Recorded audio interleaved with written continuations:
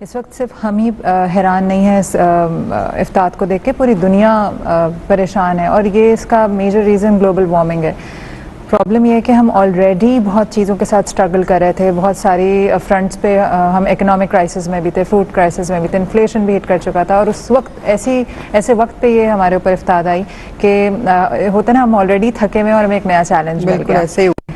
तो जो लोग काम कर रहे हैं उनको किस तरह से मुत्तहिद होने की ज़रूरत है?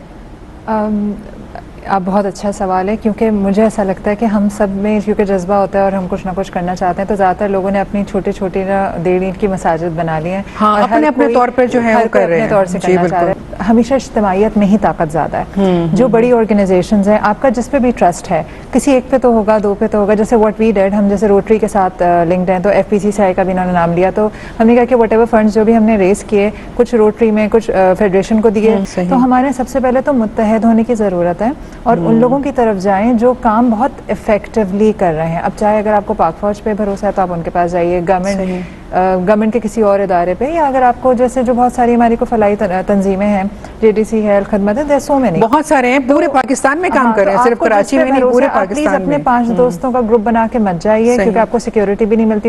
ये बता रहे थे कि लोग अटैक कर देते हैं, तो आपका बहुत थोड़ा खतरनाक भी खराब हो जाता है। आप चूंकि ज़ाहिर है लोगों को आगाही देती हैं, आप उनको बहुत सारी बातों के बारे में बता रही होती हैं, उनके स्ट्रेस लेवल्स को भी ठीक कर रही होती हैं।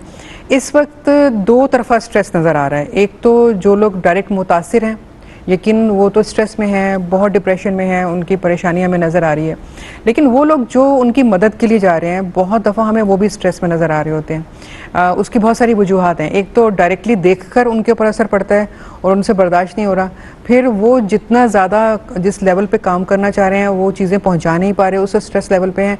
तो ये दोनों तरफ से हम कैसे इस चीज़ को मैनेज कर सकते हैं? जो मैं उन लोगों की बात कर रही हूँ जो मुतासरीन हैं, उनका स्ट्रेस लेवल से पहले ज़रूरी है कि जो लोग मदद कर रहे हैं उनका अपना स्ट्रेस मैनेज हो, क्योंकि आप वही चीज़ किसी को दे सकते हैं जो आपके पास हो। अगर आप खुशियाँ बांटने निकले, अगर आप खुद खुश नहीं है और एक बेजार इंसान है, तो नहीं किसी को खुशी नहीं बांट सकते। बट बहुत ज़रूरी है कि अपने आप के इमोशंस को थोड़ा सा कंट्रोल करें, थोड़ा डिस्कनेक्ट करें और इस यकीन के साथ काम करें कि ये बस एक फेज़ है, थोड़े दिन की बात है। ये जो साल है, इस साल सर्दी ज़्यादा पड़ेगी, ऑलरेडी वेदर एक्सपर्ट्स ने बता दिया है। सही। तो हमें अभी सिर्फ भूख, बीमारियां या इन सब परेशानियों से ही नहीं हम डील कर रहे हैं, अभी सख्त सर्दी से भी डील करना है। आप सोचिए, सख्त सर्दी और नीचे ज़मीन गीली, तो क्या हाल होगा।